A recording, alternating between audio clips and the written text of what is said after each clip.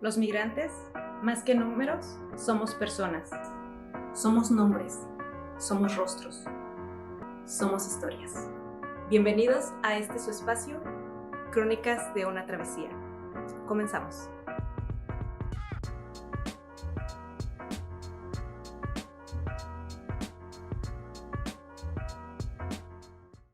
Y pues obviamente le dan eso a los hijos o de la familia real para que pues ellos queden ahí enmarcados que ellos son los que quisieron eso. Entonces al cambiarlo a él, pues se viene su nieto para acá. Y yo te digo que fue en menos de 6 meses. Wow. 6 meses, o sea, porque llegaron en agosto y yo me estaba casando en febrero con él. ¿Y en esa iglesia ya? No, todavía no. ¿Todavía no?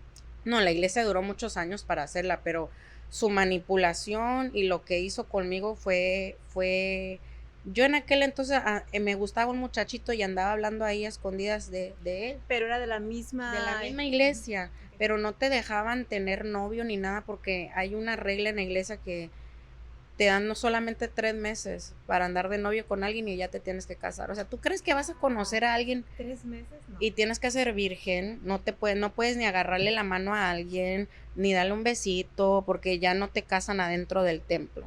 Eres impura. Eres impura. Te casan en una casa o no te casan. Te mandan a casarte a la corte, que fue lo que me pasó a mí. Un día me empieza a cortejar este muchacho. Y yo, aunque yo tenía un noviecito así escondidas, se impone entre medio de los dos. Y obviamente cuando llegaba un Joaquín no llega solo, llega con sus guaruras. Y pues se imponen de que quítate porque ahí te voy. Claro. Y el pobre muchacho con el que yo andaba platicando pues se tuvo que separar. Intimidación, ¿no? Sí, claro. Y ya empezamos a platicar. Y eso fue como en septiembre, octubre. Para diciembre ya me estaba regalando regalos caros. Que un reloj de Cartier, imagínate. ¿Y de dónde sacaba un muchachito de 17 años ese dinero? De los diezmos. De los diezmos de los hermanos. De todo el año trabajando y ellos se lo gastan en regalitos para las novias, imagínate. Bolsas, caras, anillos, me hacía anillos. Y mi mamá, mis padres, bien ilusionados de que de todas las muchachas de la iglesia, te escogieron a ti. Me escogió a mí. Me escogió a mí y que pues iba a ser una bendición. Una bendición. Y me llegó hasta a comprar revistas, mi mamá de novia. Y yo con 15 años decía, ¿cómo me voy a casar a los 15 años? ¿Cómo? Pero tanto era la ilusión. Y yo me acuerdo que hubo una conversación que me decían, oye, esto va a estar como la princesa Diana y tu vestido y todo, o sea, te empiezas a tú imaginar de tener una... Y tú, una niña de 15 años, pues con más ilusión, ¿no? Te empiezas a emocionar más, me imagino. Me empecé a emocionar, mandaba sus guaruras que me entregaba cartitas, porque mis padres en aquel entonces empezaron a construir una casa para todos nosotros y estábamos viviendo en un apartamentito chiquito mientras acababan de construir la casa, que ese apartamento estaba a 2 cuadras de donde este muchacho se quedaba. Cerca. Y entonces mandaba los guaruras que me entregaban cartas. Empezamos a hablar por teléfono, mi mamá se dio cuenta y me desconectó el teléfono por la noche, entonces compró walkie-talkies que de que a la distancia para seguir hablando por las noches y no te puedo negar, o sea, te ilusionas, es una niña que se ilusiona, no te puedo decir, ay, me enamoré, porque a esa edad uno no conoce el amor, en su imagen piensa que es el amor, pero es más la ilusión y de estar en esa familia y de que te vean los otros miembros de la iglesia que andas con él, dices tú, ay, ya alcancé un nivel más de prestigio en la iglesia, porque para tener un prestigio en la iglesia y que seas invitados a estas fiestas especiales que hacían los Joaquín, tenías que ser o hija de un ministro de renombre, de un pastor de renombre, o está casada con alguien de los Joaquín, entonces ya te invitaban a sus fiestas de prestigio. Entonces mis papás pues habían metido a mi hermana muy chica allí y pues como quiera no los tomaban en cuenta a mis papás en la iglesia para mucho. Decían, pues ya que si se casa una hija con un Joaquín, pues nos van a tomar en cuenta. Entonces estaban ahí presionando y nunca se negaron a nada, nos dejaban platicar en la noche, nos dejaban platicar afuera de la iglesia, hasta que en una ocasión él me dice, escápate de la escuela. Y yo siendo, o sea, una niña de Buenas notas. asistencia perfecta, ¿cómo iba a hacer eso? Y decía, es que yo no puedo, nunca lo he hecho. Sí, sí, mira, yo te voy a esperar a un lado. ¿Me quieres de verdad? Te voy a estar esperando en el estacionamiento. Se hace cuenta que me deja mi mamá enfrente y yo me salgo por la puerta de lado. Y yo pensé que era una cita romántica entre dos. Y cuando abro la puerta eran como 10 muchachitos en el carro dándonos de pinta y fuimos al monumento de San Jacinto y fuimos a otros lados y el último sitio que paró fue a un cine y ahí deja a todos y dice, tú y yo vamos a ir a otro lado. Y justo enfrente del cine estaba un hotel. Dije, ¿qué estamos haciendo aquí? Oh, es que vine a recoger a mi primo. Pues el primo con el que se crió, que era como su hermano, ya estaba ahí todo el día con la novia. Ya se cuenta que iban a cambiar. Yo me quedo y tú te vas, ¿no?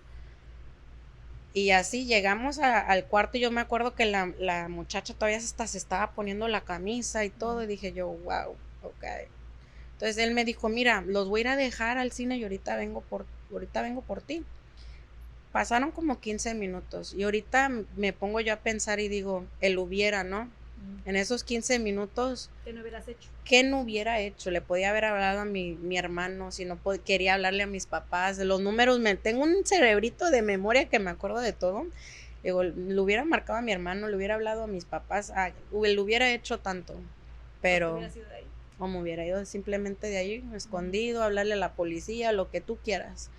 Porque lo que me pasa después cuando él regresa marcó mi vida para siempre. Tenía solamente 15 años y él vuelve y yo estoy media cansada y me empiezo como así a adormecer y él pues empieza a meter mano y me dice, ¿me quieres? Y le digo yo, sí, claro. ¿Sabes que nos vamos a casar muy pronto? Y le digo yo, sí. Dice, entonces, vas a ser mía como quiera, me voy a casar contigo, ¿por qué no me lo demuestras? ¿Cuánto me quieres? Y pues uno está en la mentalidad de que no lo quiero perder, no quiero que se fije nadie más, de todas me escogió a mí. Claro. Empiezo, obviamente le digo, ok, y él me empieza a quitar todo, pero era mi primera relación íntima que yo tenía, no había tenido intimidad con nadie más. Y 15 años. Y 15 años. Me empieza a penetrar, me empieza a doler y le digo yo que pare. Y estamos hablando de, ellos son gorditos, si los has visto, todos son Sí. rellenitos. Y entonces él estaba encima de mí, me empieza a doler, entonces yo lo que hago, lo trato de empujar porque le digo, no, para, me está doliendo. Y él lo que hace es que me tapa la boca y sigue. Y entonces eso ya se convirtió en una violación. Yo lo único que hice es que me acuerdo que volteé la mirada a la pared que la tenía a un lado y empecé a llorar. Y lo único que dejé es que él terminara. Y ya que él termina, nomás me dice, ve, límpiate, lávate, porque tenemos que regresar por los muchachos al cine. Así, nomás. Él no se importó satisfacerme a mí o cumplirme a mí, no. Su prioridad era él solamente, desvirginarme. Y dirías tú, ¿a cuántas más no se las había hecho?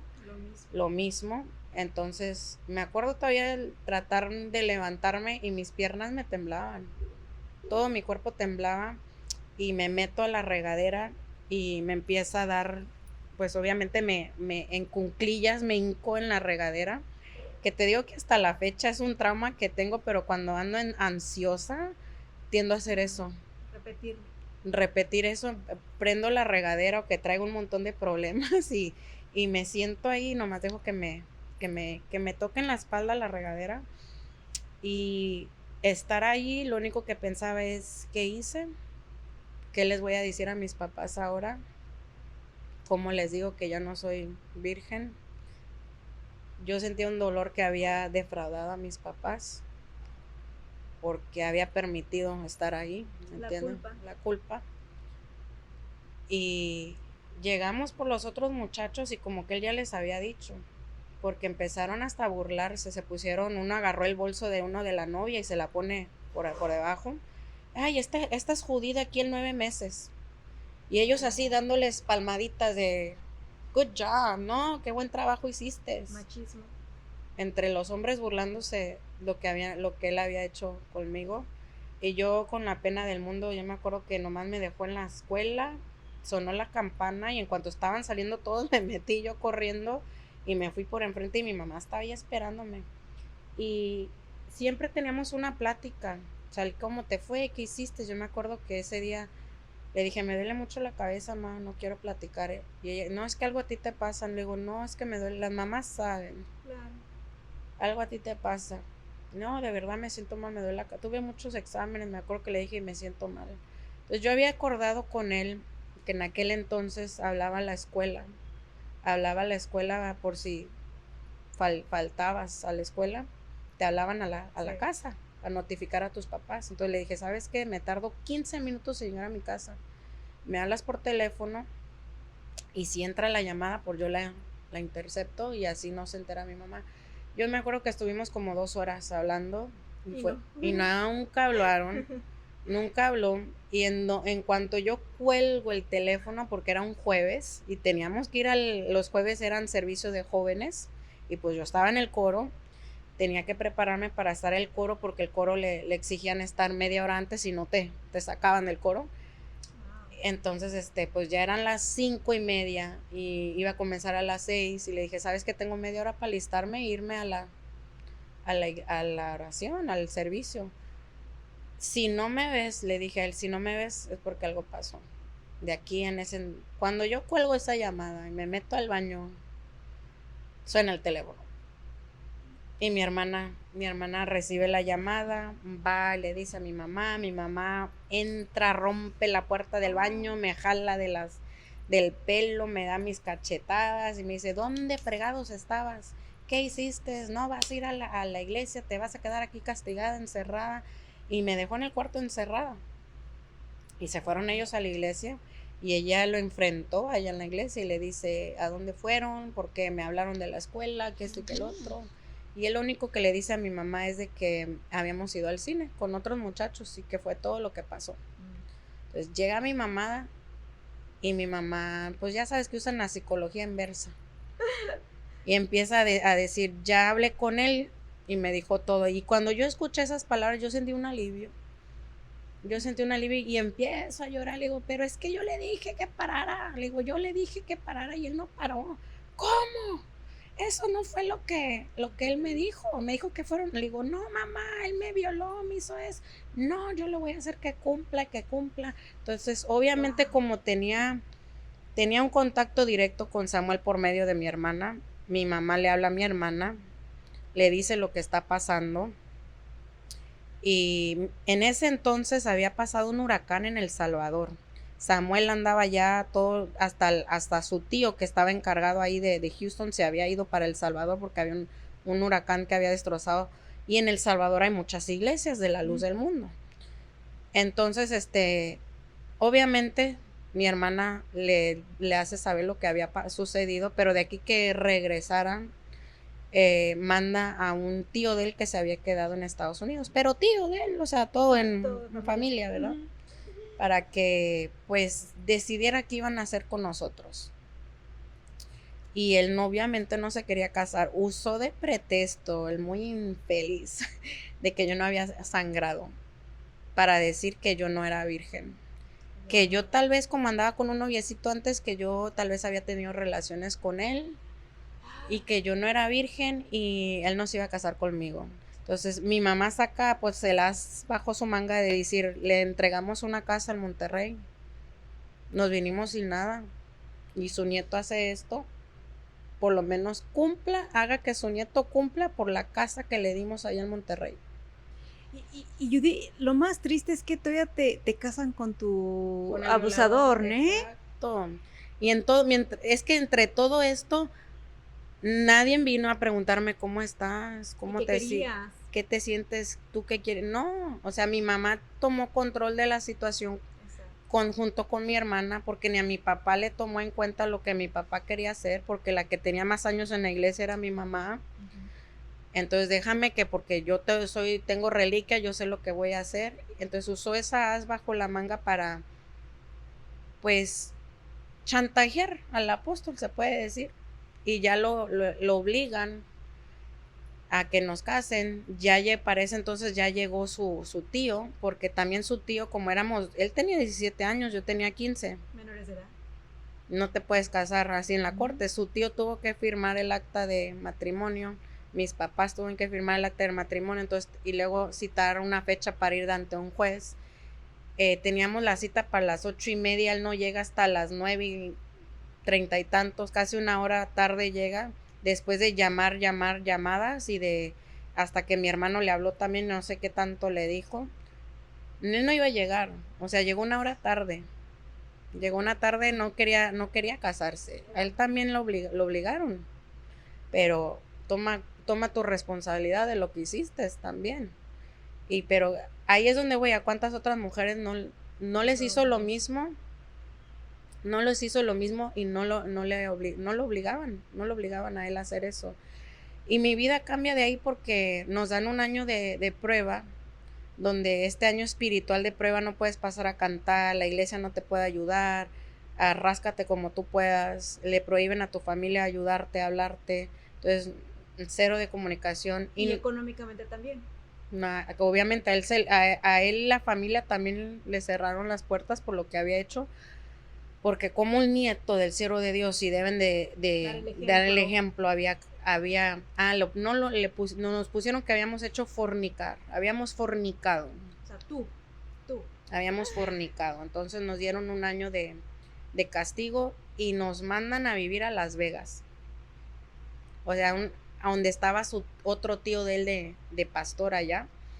Y imagínate, era la primera vez que yo iba a viajar fuera de mis papás. Todavía recuerdo cuando no se me borra de la mente, mi papá hace 13 años que murió de cáncer. Y me acuerdo 3 días antes de que se me fuera, me agarra mi mano y me dice, los van a pagar, todo lo que te hicieron, esos infelices lo van a pagar. Fueron sus últimas palabras que él me dice a mí, imagínate. Porque cuando él me deja en el aeropuerto, imagínate, todo esto lo está controlando mi mamá. Pero se le iba a su niña chiquita. Se le estaba yendo de sus manos y él no podía hacer nada. Y nunca en la vida había visto yo a mi papá llorar. Y fue la primera vez que yo lo vi llorar. Y se me quebró el corazón porque decía, yo le estoy causando este dolor a mi papá. Imagínate, a mi papá le estoy causando yo este dolor. No, pues me sentía mal. Y esas 3 horas de vuelo fueron puro silencio, las más largas del mundo. Y luego llegar y recibir órdenes. Nos dieron un apartamento sin una cama. Y nomás nos dijeron, su tío nos dijo, pagamos el primer mes de renta, ustedes tienen que conseguir un trabajo, a ver cómo van a sobrevivir. Y nos llevaron los hermanos de la iglesia allá de Las Vegas, nos llevaron una despensa, pero lo más mínimo, huevo, jamón, pan para sándwich y un cereal y leche. Me acuerdo que fue lo único que nos llevaron y a ver cómo sobrevivimos. Y ráscate como pueda. Entonces yo empecé a trabajar. Había un Wendy's a cruzar la calle y yo les mentí, les dije que tenía 16 años para poder trabajar. Y pude trabajar 2 meses hasta que ya me descubrieron que no tenía. ¿No estabas a mayor de edad? No era mayor de edad. Y entonces, pues nada, se tuvo que, nunca en la vida había trabajado y se tuvo que meter a trabajar a un casino de lavaplatos por las noches. Y pues no estaba acostumbrada a trabajar porque papi y mami y el abuelo pues le daban todo. O sea que realmente fue un castigo, pues bueno, más para ti porque fue tu abusador, pero de cierta manera Para los él dos también. sufrieron el casarse sin amor, el casarse obligados. Y lo más triste es de lo mismo que me hizo a mí. Se lo hizo a una muchacha ahí en Las Vegas. Él empieza a tener un amorío con una niña de 14 años también allá. Y me es infiel. ¿Cuántas veces? Que yo supe nomás una sola vez. Porque fuimos a hablar con su tío y todavía su tío, me acuerdo, me dijo, Pues apenas llevan 3 meses de casados, nadie sabe. Tú te puedes regresar a Houston y pues él se queda aquí. Pero tanta es tu mentalidad que te meten que dicen, pues ahora ya soy la esposa, me aguanto tantito más, lo perdono y tal vez voy a empezar a gozar de lo que mis papás tanto. Entonces yo le perdoné esa infidelidad. Que te puedo contar que hace 2 semanas viajé a Las Vegas por cosas de activismo y me encontré con esa muchacha. Tenía 23 años que no la miraba. Tenía 23 años de no andar por las calles porque manejé por las calles donde yo vivía para mostrarle a mi hija. Y le dije, mira, aquí viví en estos apartamentos, cruzaba la calle, trabajé en este Wendy's. Y ver a esta muchacha que también mi hija la conoció después de 23 años y las dos sentarnos a platicar por 3 horas y en aquel entonces no nos hablábamos. Claro. ¿Me entiendes? Por la situación, las circunstancias. Pero después de 23 años que dos víctimas se junten a llorar, a que ella me cuente cómo mi ex marido abusó de ella, fue de la misma manera que abusó de mí. La hizo que se saliera de la escuela, todavía ni la llevó a un hotel, en el carro abusó de ella, en el carro de nosotros abusó de ella y solamente le quería quitar su virginidad porque dijo, después de que eso pasó, adiós. Y yo creo que es lo que tú dices, Judy, tú te diste cuenta de una, ¿no? Pero de cuántas más no te diste cuenta que tal vez existen, ¿no? Y que son víctimas y que no hablan por temor, por culpa, por miedo, por vergüenza, por muchísimas razones, ¿no? Y más porque estamos hablando de personas que tienen un poder económico, ¿no? Y que es un poquito más difícil. ¿Cuánto tiempo duras casada con él? Duré 3 años casada con él, o sea, después de ese año de castigo que nos dan, empiezo obviamente ya a disfrutar de lo que mis papás tanto lucharon por tener. Tuvimos 3 casas, una en Guadalajara, una aquí en Houston y otra en Los Ángeles. Le heredan a él la agencia de viajes que su papá fundó, pero estaba cerrada porque su papá estaba incapacitado, pero se la heredan ya ahora a él. Y pues la pone otra vez a funcionar y empieza a empezar con autobuses, con aviones, con todo, a hacer viajes y su empresa empieza pues, obviamente a ganar dinero. Y empiezo yo a tener ropa de marca, maquillaje de Versace, guaruras que me acompañan para todos lados. Entonces tú te imaginas una niña de 16 a los 18 años que fue, o sea, yo duré de los 15 a los 18 años, pero de los 15 a los 16 pues no disfruté nada. O sea, de los 16 a los 18 años, esos 2 años, mi primer viaje a Disney, mi primer viaje a muchos otros lugares con la familia, porque pues la familia siempre se juntaba para las Navidades y en unas cabañitas allá por California, tenían unas cabañitas y ver la nieve por primera vez. Tantas cosas, tomar champán a los 16 años, decías tú, y pues no, que es pecado. Pero para ellos no es pecado tomar. Para los demás que no son apóstoles. Que no son. Entonces empecé yo a disfrutar tanto que me envolví, la verdad. Mi papá también empezó porque recuerdo que mi ex marido va y lo recoge un día que se celebra la Santa Cena y los hermanos están 4 o 5 horas en fila para entrar a este majestuoso templo que está en Guadalajara. Pero ahora como era el suegro del nieto, ya no tenía que hacer fila, ya nomás llegaba él por él y entraba por la puerta de lado, lo sentaba mero enfrente y en primera dije yo, bueno, de algo valió la pena todo esto, pero empiezo yo, mi matrimonio se empieza a ir pico abajo porque yo no me podía embarazar y él era un único hijo. Ya su papá ya no tuvo más hijos, a su mamá se lo arrebatan de los brazos, los Joaquín, porque por este accidente, rumores, yo no sé, se dice que ella también le fue infiel al papá porque había quedado en silla de ruedas, entonces se lo arrebatan a ella. y él nunca tuvo contacto ya con su mamá, se cría con la familia Joaquín. Entonces, a lo que voy es de que mi matrimonio se empieza a ir abajo por ya no tener, él quería su obsesión a un hijo. Y era tan difícil, y su familia teniendo hospitales por todo México, obviamente nos llevaban hospitales a Monterrey. Me llevó a hospitales y en un plan de fertilización de un día, este día lo haces, este día no. Y yo te lo digo que era ya no era ni de placer, ya vamos rápido, hazlo y levanta los pies en la cama para ver si quedo.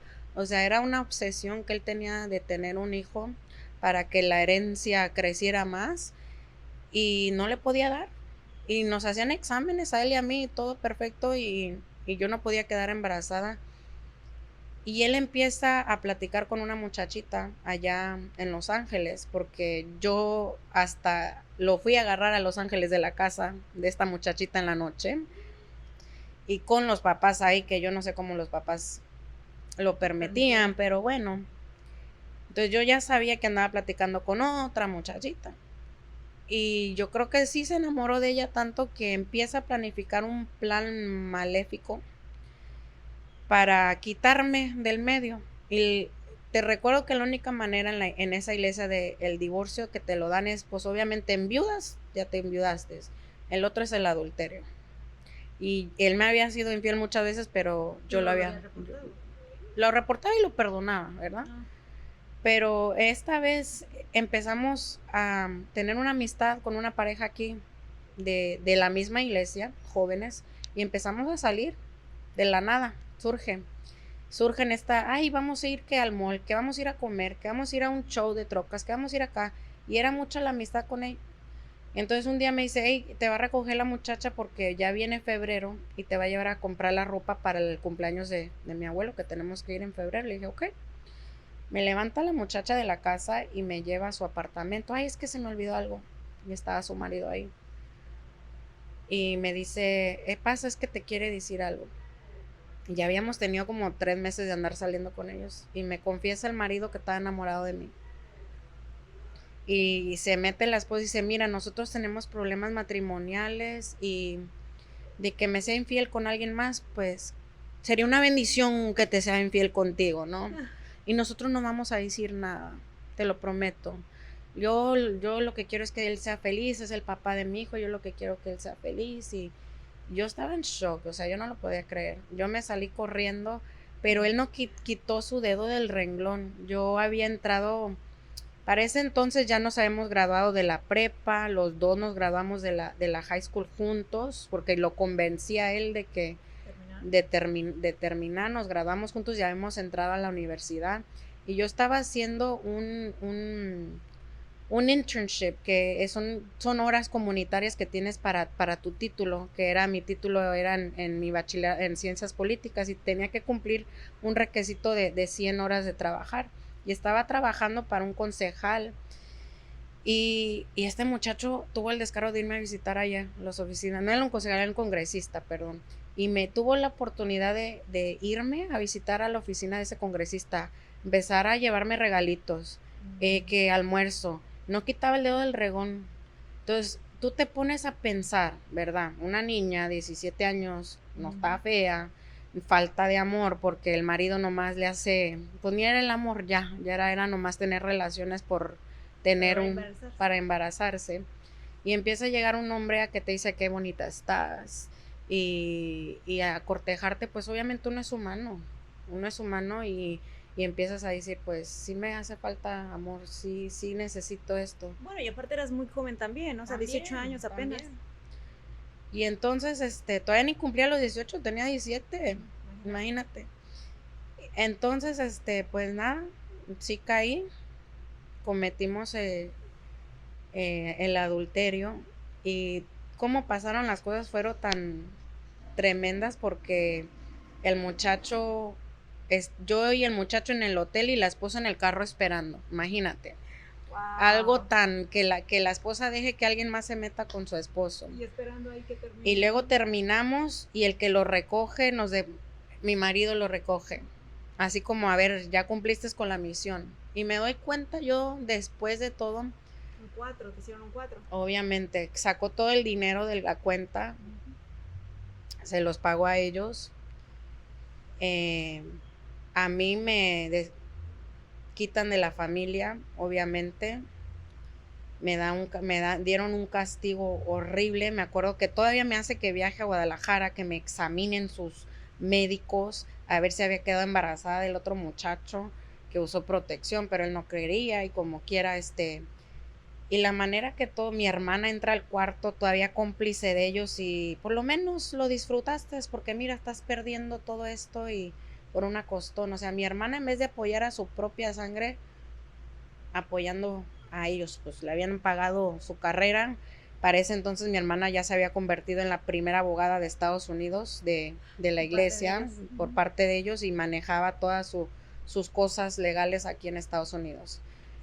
Entonces pues ya había un nivel más, tenía mi hermana y nomás para ellos les servía, jamás para su familia, jamás me apoyó. Me regresan en un avión con falsas promesas que él venía después y nunca regresó. Me recoge mi hermano del aeropuerto y mi vida desde ahí cambia te puedo decir, por como casi 20 y tantos años, porque fui marginalizada, parecía que tenía una letra A de adúltera aquí tatuada. Me gritaban perra, adúltera en la iglesia, traté de cometer suicidio. Gracias y nos vemos en el próximo video que se compartirán todos los miércoles. Comparte tus comentarios y tus historias con nosotros y recuerda que la esperanza solo la encontrarás en el alma y el corazón del migrante. Hasta la próxima.